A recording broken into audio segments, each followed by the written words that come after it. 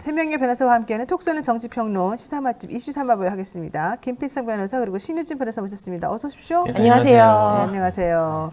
오늘 좀 봄길이 완원한 것 같기도 하고 신 변호사가 그냥 또 스튜디오에 막 봄을 몰고 옵니다. 되게 일단 시끄럽고 네. 근데 기운이 그냥 팍 올라가요. 댓글창에서도 시끄럽다는 얘기가 종종 있어가지고 아침을 깨우는 소리라. 네. 아니 봄의 요정이라고 전 생각해요. 아유 감사합니다. 봄의 아줌마 안티, 요정. 100만 안티를 무슨 말씀이신데. 네, 네. 보통 우리 보고 어떤 사람들이 기분 나쁘면 저 아줌마 누구야? 막 이렇게 댓글에 올라오거든요. 네, 그럴 때마다 살신성의하는 자세로 그래 아줌마 여기 있다. 아줌마들이 마음 이렇게 넓게 쓰고 네. 한번 해봅시다. 자, 코너 속의 코너 주간 용산 투 여의도 시간입니다. 한 주 동안 용산부터 여의도에 이르기까지 가장 기억에 남았던 정치 이슈를 하나씩 꼽아보는 그런 시간이죠. 먼저 김필성 변호사님께서 어떤 이슈가 가장 기억에 남는지 말씀해 주실까요? 저는 아까도 잠깐 얘기가 나왔는데 어제 저녁에 있었던 임태현 후보자 배제한 게 제일 기억이 나요. 그러니까요. 예, 그분은 양심적 병역 거부자인 거죠. 네, 나는 네. 못 간다. 양심적 병역 거부자고 현재 지금 대법원이 양심적 병역 거부를 인정하거든요. 그러니까 적법하다고 인정을 합니다. 병역법 제88조 1항이 정당한 사회에 해당한다고 보고 있기 때문에 사실 양심적 병역 거부가 문제될 여지는 사실 없을 것 같고요. 또 하나 아쉬운 게 뭐냐면 뭐 잘 아시겠지만 임태현 소장은 평생 군인권 문제를 직접적으로 이제 다루어오신 분인데 지금 현행 정치인들 중에 젊은 남성들의 군 문제에 있어서 가장 대표성을 자처하는 사람은 이준석 대표예요. 근데 이준석 대표가 거기에 군 문제나 젊은 남성 문제에 대해서 대표성을 그분 말고는 지금 사실 갖는 사람이 뭐 없는 상황에서 네. 저는 좀 진보적이고 그리고 진짜 인권 문제를 제대로 다룰 수 있는 전문가가 좀 들어갈 수 있는 기회가 되지 않을까 싶어서 기대를 좀 했었거든요. 근데 좀 석연치 않은 이유로 지난 옛날 같은 경우 양심적 병역 거부가 인정되지 않는다거나 아직 판례가 인정하지 않는다거나 이런 경우였으면 그래도 어쨌든 법으로 인정하지 않으니까라고 생각할 수 있는데 현재 지금 대법원 저도 지금 확인해 봤는데 최근 판례에서도 인정을 하고 있단 말이에요. 그러니까 인정하는 상황에서 이걸 이유로 공천을 배제한다는 게 그것도 공식적으로 공천을 주기로 어쨌든 투표나 이런 것은 결정된 상태에서 배제된다는 게 좀 아직 벽이 높구나. 그리고 갈 길이 좀 멀구나 이런 생각이 좀 들었어요. 그러니까요. 더불어민주연합에 참여하는 민주당, 진보당, 새진보연합, 시민사회단체 연합, 정치시민회의 각각 비례대표 후보를 선정을 했는데 시민사회 후보 4명이 뽑혔고 그 중에서 이제 1번은 아무래도 이제 상징적인 의미에서라도 그 시민사회단체에서 내세운 분을 주기로 했단 말이죠. 그러니까 무조건 당선되는 자리를 준 건데 이제 문제는 이분들에 대해서 자꾸 보수 언론에서 프레임이라고 저는 솔직히 봅니다. 한미연합훈련 반대한다 이제 이런 것들 하니까 너 종북 아니냐 이러면서 그런 걸 주장했던 결의 하나 출신이니까 잘 안 돼. 이렇게 하니까 민주당도 중도표를 의식해서 그런지 몰라도 어쨌든 이건 조금 부적절하다. 이런 의견 냈던 것 같고 또 두 번째 정영희 씨 같은 경우에도 이거 안 돼. 이래가지고 안 되고 또 임태훈 소장도 당신 안 돼. 양심적 병역 거부자는 안 돼. 이렇게 해버려서 이게 그렇게 되면 시민사회단체 입장에서는 참 무슨 이게 말도 안 되는 거 아니냐라고 생각할 수밖에 없을 것 같아서 이게 좀 안타깝네요. 어떻게 보세요? 우리? 일단 그 문제는 이제 어떻게 보면 법조인의 시각에서는 그리고 처벌까지 다 받았는데 그것이 문제될 소지가 있느냐라고 생각하는 게 저도 이제 그렇게 생각을 하고 있는데 또 이제 저와 같은 직업이 아닌 다른 시각에서 보면은 그런 것은 문제될 소지가 있다라고 보여지는 시각도 있더라고요. 그래서 그런 부분을 무시할 수는 없겠구나. 그냥 양심적 병역 거부에 대해서 법적인 책임을 받은 거랑 그렇게 주장을 해서 한 사람이 군인권의 대표자라고 하는 거, 대표성이랑 하는 거랑은 좀 다르다라는 이제 시각이 있다라는 거를 듣고 저도 그게 왜 문제돼? 상반되는 입장에 있다라는 건 좀 확인했던 것 같아요. 네. 자, 그러면 이번에는 신 변호사님이 찾은 네. 용산, 주간 용산 투 여의도? 네. 사실 제일 이제 이슈가 된 거는 이제 이종섭 호주대사 이야기인데 그건 이제 뒤에 이슈로 나오니까 그 나오지 않은 이슈 중에서는 그 발언 있던 것 같아요. 이제 한동훈 비대위원장이 우리 당에 일배 있나요? 일배 여기 있습니다. 도태우 후보입니다. 라고 이제 바로 이제 신문사에서 찾아줘서 그 도태우 변호사의 과거 일배 행적에 대해서 근데 마침 또 그 일간 베스트에서 퍼나른 글들 자체가 또 한동훈 비대위원장이 국정농단 수사에 대한 모든 것 자체가 잘못됐다라는 그런 내용을 다 이제 올렸던 것이고요. 그리고 이제 뭐 한동훈 비대위원장이 뭐 민주당에는 음주운전 가산점이 있나요? 라고 했는데 본인 당은? 국민의힘 가산점 있는 것 같습니다. 17명이 있습니다. 네. 라고 또 이제 신문에서 친절하게 네. 재빨리 네. 보도를 해주고 그런 네. 것들이 네. 조금은 추세가 바뀐 게 아니냐. 예전에는 이제 한동훈 비대위원장이 어떤 말을 해도 그냥 그것에 대해서 굳이 반박하는 기사까지 나오진 않았던 것 같거든요. 근데 이제는 건건이 바로바로 이제 기자들이 그거를 찾아가지고 반박을 해주고 있다. 그런 부분이 조금 새로웠던 것 같습니다. 네. 그렇군요. 어쨌든 일베가 어딨죠? 여기 있네, 거기 있네, 그 뒤에 있네. 네. 조태우 변호사는 그거 말고도 아까도 이제 여러 가지 문제가 있는 사람이지만 일배 활동까지 했었다는 사람이라는 거. 참네요. 자, 요 얘기도 하겠습니다. 우리 댓글창에 지금 계속해서 정봉주 의원 막말 얘기한 거 가지고 지금 설왕설래 말들이 있습니다. 야, 노영이 너는 막말 안 했냐? 이 말부터 시작해가지고. 아마 안 하셨을 텐데.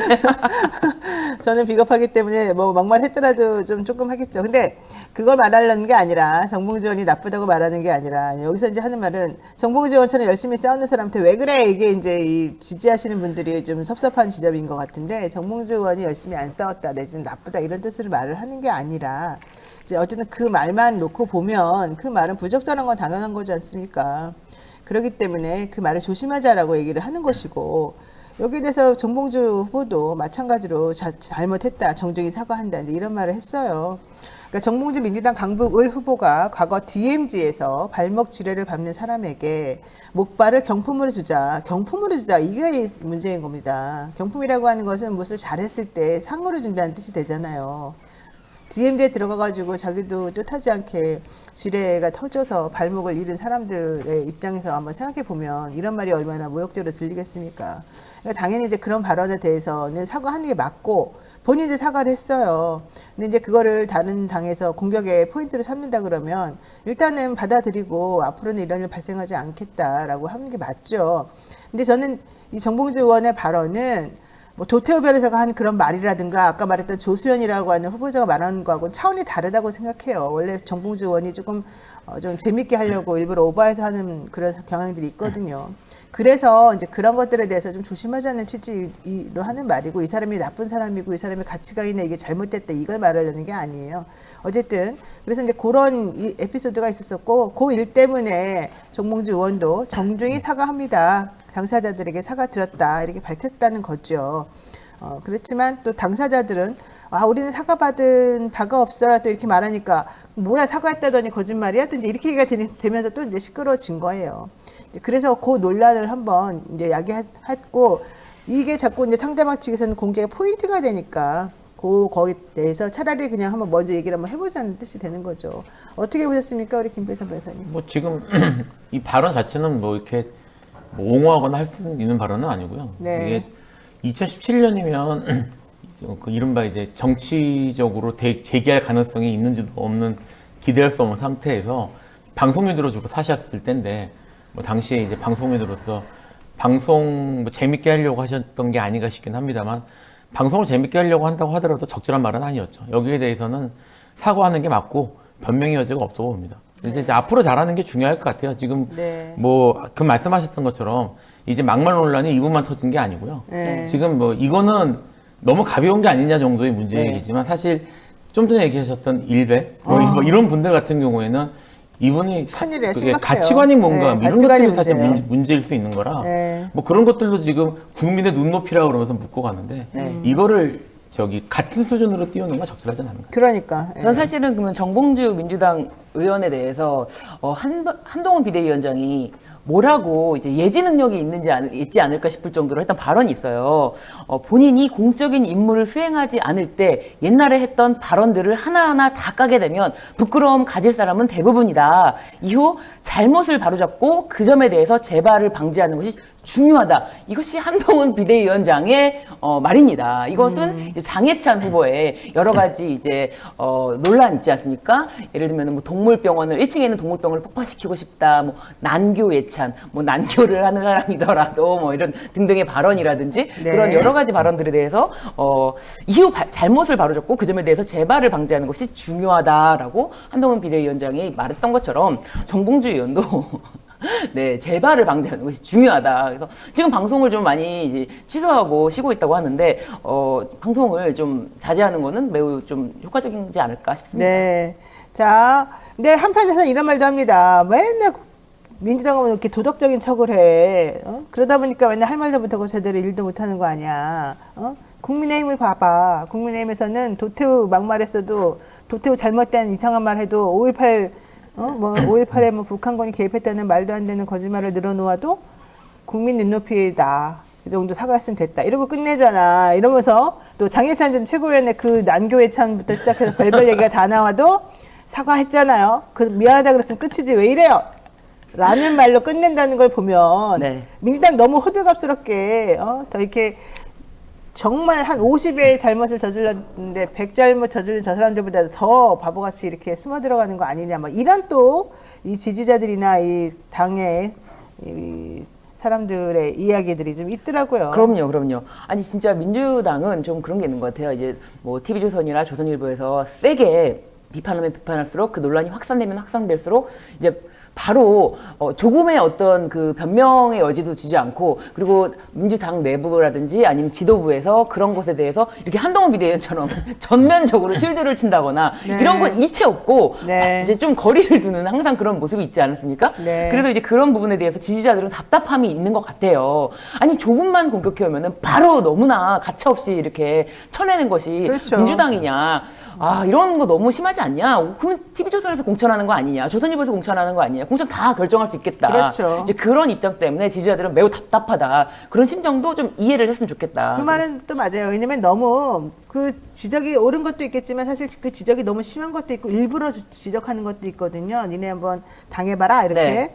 그리고 분란을 한번 딱 돌 던져서 분란을 일으켜보는 거죠. 흙탕물 분란 네. 일으키면서. 근데 이제 그런 거에 너무 그냥 무조건적으로 다 대응할 필요는 사실은 없는 거죠. 그래서 네. 대응할 만한 것만 하고 아니면 안 하는 거죠. 그러니까 적절하게 하는 게 필요할 것 같아요. 네. 사실은 이제 좀 한 가지 생각해야 될 게 뭐냐면 언론 지형이 기본적으로 기울어져 있기 때문에 이게 뭐 어떤 조그만 이제 문제가 생겨도 언론 전체에서 엄청나게 떠들거든요. 네, 그렇죠. 제가 거의 TV를 안 보는데 네. 어제 어딜 갔다가 좀 장기간 동안 한참 동안 제가 TV를 볼 일이 있었어요. 근데 방송안으로 보면 뉘앙스나 이런 것들이 그냥 프레임을 만들려고 하는 것들이 실제로 많이 보입니다. 현재 그래요. 지금 방송이 기울어져 있는 게 하기 때문에 네. 민주당에서 몰라 똑같은 식으로 사실은 그냥 뭐 나가는 거는 사실 그 크게 불리하게 적용할 수 있는 건 사실이에요. 그래서 그런 점에 있어서 좀 더 민감하게 반응하긴 하는데 네. 다만 지금 말씀하신 것처럼 새가슴처럼 뭐 조그만 말만 넣으면 그냥 활짝 놀라고 그리고 공천하기로 다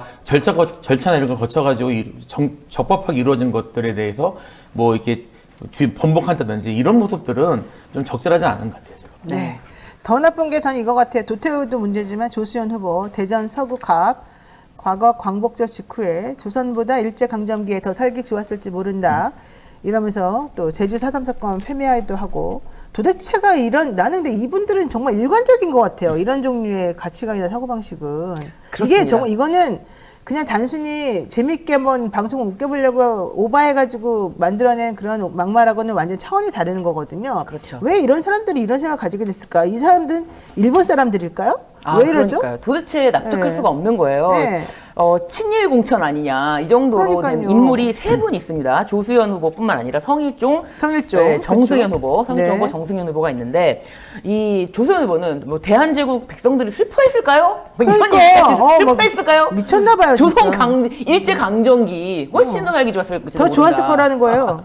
슬퍼하지도 않았다. 아니 그렇다면은 많은 그 독립을 부르짖으면서 정말 막 목숨을 바친 그 그분들은 어떻게 되는 겁니까? 슬퍼했다는 그런 것에 대해서 자신은 슬퍼하지 않았을 것 같다. 오히려 백성들은 슬퍼하지 않았을 것 같다라고 하는 본인의 괴담을 이렇게 마구 이것도 불과 2017년도에 작성한 글이에요. 그러면서 이제 문재인 정부 당시에 무작정 돈을 풀면 어떡하냐 막 이런 비판을 했는데 지금 윤석열 대통령이 지금 돈을 풀겠다라고 이제 공언한 것만 네. 공언한 것만 900조가 넘고 1000조가 넘었대요. 1000조가 넘습니다. 네. 무조건 돈 팔면 안 된다고 그러더니만 1000조가 넘고요. 네. 그분이 옛날에 한 말이 다 틀려요, 지금.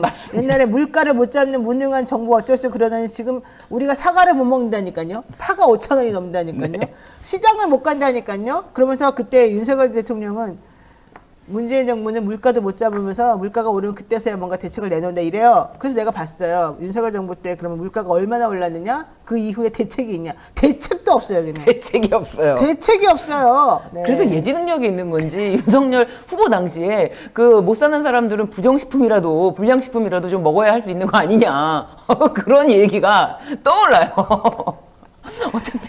어차피 다른 세계관이 있는 분들이라서 좀 그런 게 아닌가. 진짜 이게 친일 공천이 아니고서 설명할 수 없는 이 성일종 후보도 네. 장학금 전달하러 가서 이토 히로부미 훌륭한 일본의 인재. 인재를 교육하는 인재 교육의 또 산물인.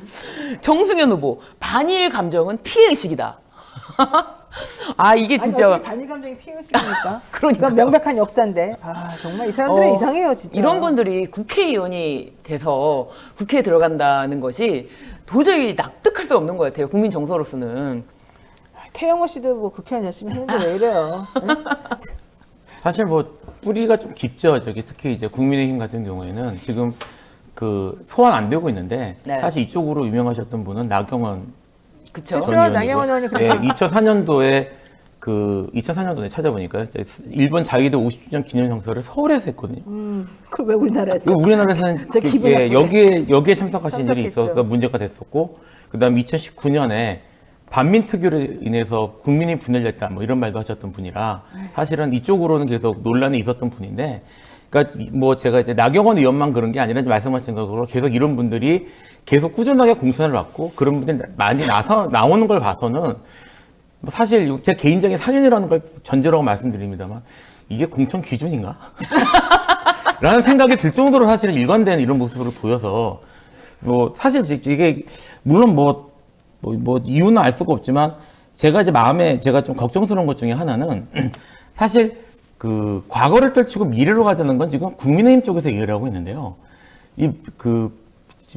일본 식민 지배나 일본의 뭐 그런 민족 감정을 건드리는 문제들이 계속 터지는 거는 국민의힘 쪽이에요. 네. 그러니까 이게 계속 이 문제를 계속 현안으로 터지고 그다음에 현재 선거 문제를 만들어내는 거는 결국 국민의힘인데 국민의힘이 이런 것들에 대해서 미래 얘기를 하면서 왜 이런 논란이 있는 인물들을 계속 공천을 하고 그리고 계속 이런 논란을 일으키는지 제가 이제 금방 나경원 의원 얘기를 했습니다만 좀 전에 네. 얘기했던 분들은 정치권 들어오시기 전이나 아니면 쉬고 있을 때잖아요.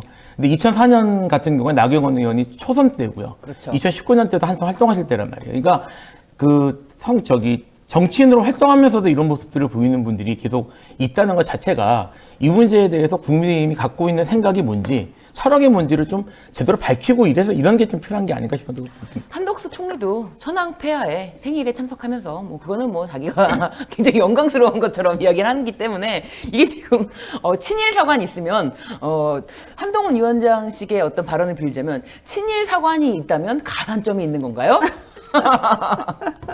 한덕수 총리부터 친일 사관이 있으면은 정부라든지 국민의힘 공천을 받는데 가산점이 있는 게 아닌지 의심스럽습니다. 아이고 얘기하다 보니까 비웃음이 안 나올 수밖에 없는 구조가 됐네요. 네. 조심해야 되겠습니다, 우리 그렇습니다. 모두. 지금 댓글 보면은요, 되게 많아요. 나쁜 얘기 한 사람들 되게 많고, 네. 뭐 뇌물 안 받으면 공천 안 되나요? 그다음에 미리미리 당첨 축하 케이크 안 먹으면 공천 안 되나요? 그렇죠. 그리고 사면 받아서 받아서. 한동훈 비대위원장이 이제 서울중앙지검 3차장 시절 그리고 윤석열 중앙지검장 시절에 수사해서 재판 받아서 유죄 판결 받은 자들에 대해서 이제는 특별 사면을 특별히 하사하시고 네. 그리고 이게 상고가 확정되기도 전에 사실은 재판이 확정되기도 전에 이제 상고를 취하시키고 확정을 시키고 사면을 해주면서 또 공천 신청은 그 전에 미리 하는 이런 네. 공천도 있지 않습니까? 맞아요. 서천호. 자, 그거. 강남콩님이라는 분이 댓글로 이 다음 댓글에 나온 글이었는데 재밌어서 찾아왔습니다. 5.18망원 도태우, 당선 축하 파티 박덕흠, 돈봉투 접대 정우택, 대통령 친분파리 박성민, 그다음에 강압수사 의혹 김재돈, 난교회찬 장해찬, 땅투기 기재 아들 장진영. 뭐 아주 그냥 줄줄줄줄 계속 나오는데 맞습니다. 이러다 보니 도대체 대한민국 국회의원들 수준이 어떻게 들어가나 생각을 안 해볼 수가 없는 사실 상황이 저는 그런 면에서 이제 사면을 바로 해주고 공천을 주고 이런 정도라면은 사실 문재인 정부 당시에 왜 김경수 도지사 사면 안 해줬나 그런 생각이 저는 듭니다. 그래서 진짜. 제가 그래도 그때 그랬어요. 문재인 대통령은 왜 네. 김경수 지사 사면권 행사를 안 했죠? 사면 안 해줬죠? 그러니까요. 그 당시 박근혜 전 대통령 사면해주지 않았습니까? 그러니까요. 김경수 도지사는 왜 사면 안 네. 해줬습니까? 네. 그런 생각, 억울한 생각이 갑자기 듭니다. 그러니까요. 이해가 안 간다니까요. 네. 자, 국민의힘이 어제 선대위를 구성했는데요. 한동훈 비대위원장을 원톱으로 하고 윤재욱 원내대표 그리고 나경원 전 의원, 안철수 의원, 원희룡 전 국토부 장관 등을 선대위원장 밑에 딱 포진시켰습니다. 그런데 윤재욱 원내대표 빼고는 전부 다 이 속관에 있는 사람들이고 자기 선거하느라고 자기 거가 석자라 네. 제대로 과연 선거 운영을 할 수 있을지 모르겠습니다. 어쨌든 이런 식으로 지금 이 진용을 짠 배경, 이유 뭐 이런 게 있을까요?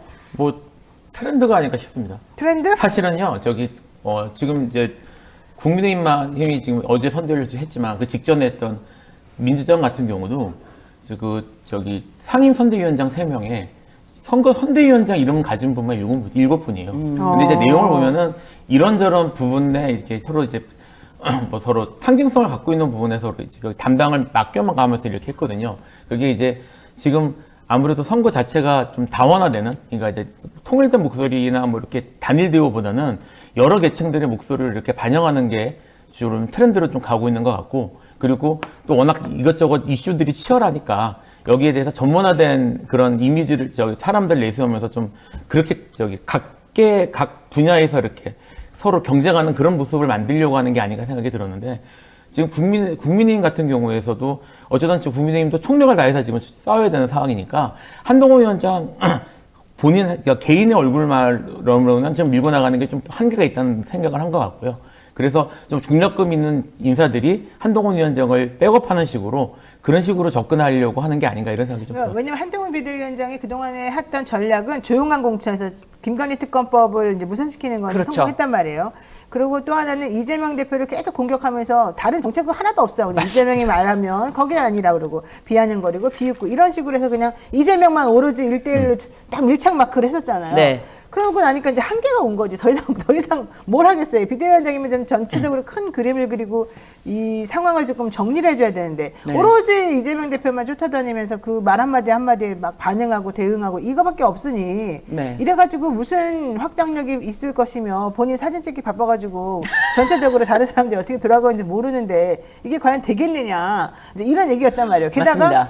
선대위원장들 나 원톱을 하겠다고 그래서 혼자 다 가져갔잖아요. 네. 그러니까 이게 안 됩니다 해가지고 이제 4명을 밑에 넣은 건데 넣어봤자 이제 사실은 현실적으로 그들이 또 일을 할 수 있는 구조가 아니기 네. 때문에 이 부분이 좀 문제라는 거였습니다. 자, 그런데 여기에 이제 또 반대대로 조국 혁신당 조국 대표 이제는 혁신당이 좀 뜨니까 오히려 이제 공격의 대상을 다 하나로 여기도 한눈만 팬다 이 기조로 네. 가는 것 같아요. 한동훈 특검법을 22대 국회 1호로 한번 발의해보겠다. 네. 이제 이렇게 말하고서 한동훈 공격하는 진영들이 막 갖춰주고 있거든요. 그렇죠. 이거 어떻게 보세요?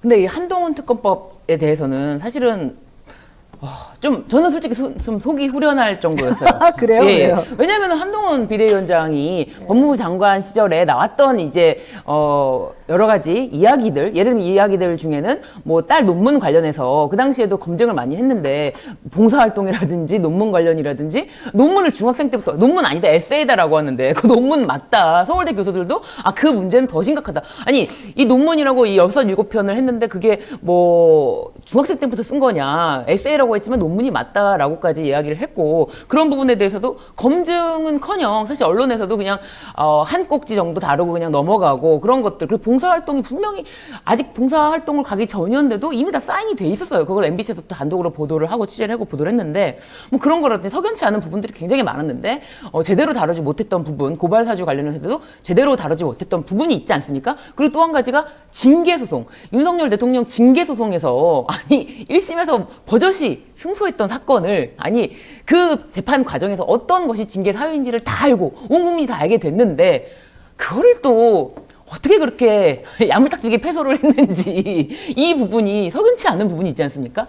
이런 부분까지 개입된 게 없는가 이런 부분에 대해서 문제 제기를 더 세게 해야 되는데 이슈가 다 사그라드는 지점에서 이런 문제를 다시 재점화시키는 거는 매우 중요하지 않았나라고 생각이 들고요. 사실 이번 주 월요일부터 조선일보에서 대서특필한 게 일면에 총세 판세 흔드는 조국 혁신당 이변하면서 일면에 되게 크게 사진이 나오고 그리고 한동훈 위기론이라고 조선일보에서 다룹니다. 아, 그렇군요. 네, 그렇기 때문에 한동훈 위기론이라니까 이제 아무래도 원톱이라고만 강조를 하지 말고 좀 어떤 대책을 내세워봐라. 맨날 종북, 반종북, 반운동권 이게 선거에 캐치프레이즈가 돼서는 되겠냐, 이길 수가 있겠냐, 전국적으로 이길 수가 있겠냐.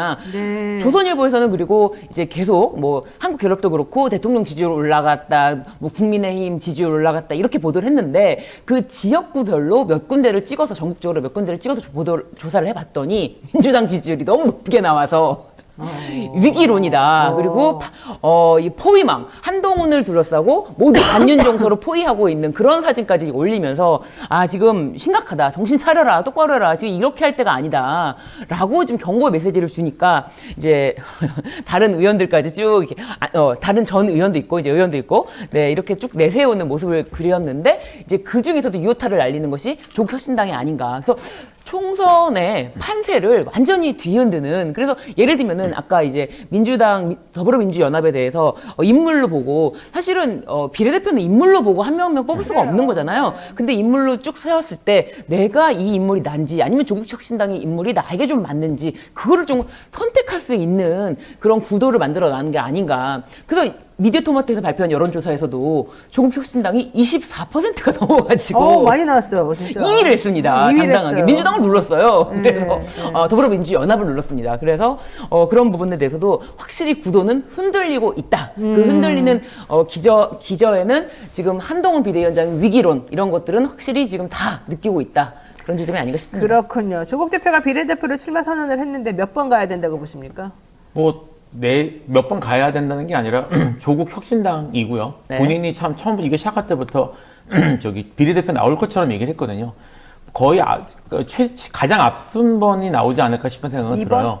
2번 정도 나오지 않을까 싶은데 다만 본인이 전략적으로 뒷번으로 좀 갈 가능성은 있지 않을까 개인적으로 생각이 듭니다. 2016년도에 김종인 비대위원장이 자기를 2번으로 네. 남자 1번으로 해가지고 완전히 좀 셀프 공천 논란이 많았었는데 그렇죠. 1996년도인가요? 그때 김대중 대통령이 본인은 14번인가 맨 후순위로 나가지고 우리 당은 이렇게 앞에 훌륭한 분들 많으니까 이분들을 꼭 찍어줘라. 나를 당선시키고 싶으면 이분들까지 다 어울러서 같이 찍어줘라. 이랬단 말이죠. 그렇죠. 그러니까 사실 사람들이 그러니까 조국도 그래야 된다 막 이런 얘기를 하는데 그거는 김대중 대통령하고 이 조국의 현재 상황이 조금 다르기 때문에 그렇게 함부로 할 수는 없는 거고. 네. 근데 이 순서를 정하는 것이 당대표가 아니라 국민투표? 네, 그렇습니다. 당원과 당원과. 국민투표로 네, 네. 이게 순서를 정해지는 것이고 사실 이제 이번 주 금요일 저녁에 20명을 추린다고 합니다. 네. 20명을 추리면은 이제 토요일과 일요일에 그 경선을 해서 순번을 정해서 이제 발표가 된다고 하는데요. 그렇기 때문에 이게 이제 누구의 마음이 아니라 사실 지금 민주당 경선 결과를 봐도 완전히 지금 어떤 것이 시대 정신인가 가장 세게 말할 수 있는 정말 가만 조용히 금배지 달고 있던 국회의원들 필요 없다라고 싹 다 가르치지 않았습니까? 그냥 조용히 국회의원 배지 달 사람들인지 아니면은 정말 자신의 어떤 안위를 걱정하지 않고 윤석열 정권과 싸울 사람인지 그것 때문에 이제 당원과 이제 국민들이 결정을 할 것 같습니다. 그래요. 자, 어쨌든 중요한 건 네. 왜 이렇게 조국혁신당이 뜨느냐의 그 근본적인 물음을 좀 진지하게 해봐야 될 것이다. 사람들이 좀 이 검찰 독재라고 하는 것을 너무너무 싫어하고 바꿔야 된다고 다들 문제의식을 갖고 있다는 거. 네. 저는 그게 가장 중요한 것 같아요. 자, 그 다음 얘기를 해보겠습니다. 이종섭 전 국방부 장관 기습 출국 얘기가 정말 끔찍한 일인데요. 이게 해병대 수사 외압 의혹의 핵심 피의자인데 자신이 장관이었던 사람인데 차관보 자리로 막 서둘러서 도망을 가듯이 개구멍 도망이다 막 이런 네. 얘기 나올 정도로 지금 도망이 가버렸고 그렇게 도망시키는 데 있어서 국가가 적극적으로 지금 해놨다는 거 아니겠습니까? 저는 이거 문제가 나중에 결국 이 정권 지난 다음에는 문제될 수 있을 것 같아요. 그러니까 지금 그래야 되겠어요. 예, 범인 네. 도피죄 얘기가 나오는데 네, 범인 도피죄로 해당될 볼 것 여지도 같아요. 제가 될 수도 봤을 때. 있고요. 네. 사실 이거는 진짜 직권남용이 될 가능성도 충분히 있고요. 네. 범인 도피 동시에 인정될 가능성이 있어서 이거는 나중에 형사적인 문제가 될 가능성이 있다고 보고요. 그리고 그 이전에 사실 호주에서 처음에는 이종섭 장관이 온다고 했을 때, 전 장관이 온다고 했을 때 호주에서는 좋아했다고 그래요. 그러니까 원래는 여기가 장관이 올 자리가 아닌데 이제 호주를 대한민국에서 이제 좀 대우를 해주는구나라고 좋아했다고 하는데 지금 호주에서 호주 주요 언론들이 지금 일면으로 지금 보도하고 있더라고요. 그래서 이게 이제는 외교 문제가 될 가능성이 매우 높아졌고요. 이게 만약에 정말 호주에서 마그레망을 해주지 않는다거나 이렇게 돼가지고 돌아오게 되는 상황이 되면 현 정권의 치명적인 정치적 타격이 될 수도 있을 것 같아요. 맞습니다. 자, 마지막으로 해병대 수사 외압 의혹을 폭로한 박정훈 대령은 이와 반대로 보직해임 취소 소송을 지금 제기하고 있습니다만 아직까지 재판 일정도 안 잡히고 아무것도 안 되고 있고요. 관련해서 사실은 이 임성근 1사단장을 굳이 그렇게까지 업무상 과실치사를 빼줘야 해서 뭔가를 해줘야 할 만큼 특별한 뭐가 있었느냐에 초점을 맞추다 보니 그 사람이 가지고 있는 배경, 그 사람이 누구하고 친한지, 왜 대통령이 굳이 그 사람의 업무상 과실치사죄를 빼주지 않았다고 해서 그렇게까지 격노할까? 격노할 필요는 없잖아요. 그렇죠. 아니, 화를 내는 건 다 그만한 이유가 있는 거거든요. 네. 그렇기 때문에 왜 격노했을까? 거기에 초점이 맞춰지고 그와 관련해서 문제를 해결해주고 난 다음에 관련된 모든 자들을 다 어떤 식으로 처리했는가? 예를 들면 신범철은 공천 주고 네. 임종득도 공천 주고 네. 그 다음에 이종섭은 어디 외국으로 내보내가지고 수사를 못 받게 만들어버리고 또 관련된 누구는 어디 보내버리고 이게 되게 이상하다. 그렇죠. 사실 이 최상병 사건 때문에 네. 최상병 사건 때문에 사실 지금 국민의힘에서는 지금 어떻게 이종섭을 지금 이 시점에 왜 내보냈어요? 사실 총선 여론을 의식해서라도 좀 조용해지면은 보낼 때 보내더라도 그래야 되는데 그렇게 안 됐겠죠. 그렇죠. 그럴 수 없는 사정이 있었겠죠. 급하게 갈 수밖에 없는 게 있었겠죠. 최상병 사건에 대해서 더 불이 확 그렇죠. 뭔가 있겠죠. 붙는 게 뭔가 있을 것 같습니다. 사실 이종섭 이 국방부 장관 시절에 그 국회 대정문 질의에 나와서 이첩해야 한다라는 문구에 대해서도 박주민 의원이 날카롭게 질문을 했는데 그때 대답을 못했습니다. 그 사람이 생각보다 순진하다니까요. 장관의 수사 지휘권이 있다라고 했는데 없다. 그거는 즉시 신속하게 즉시 딱 보내야 바로 된다. 이첩해야 된다라고 했더니 그것은 제가 법을 만들었기 때문에 제가 압니다.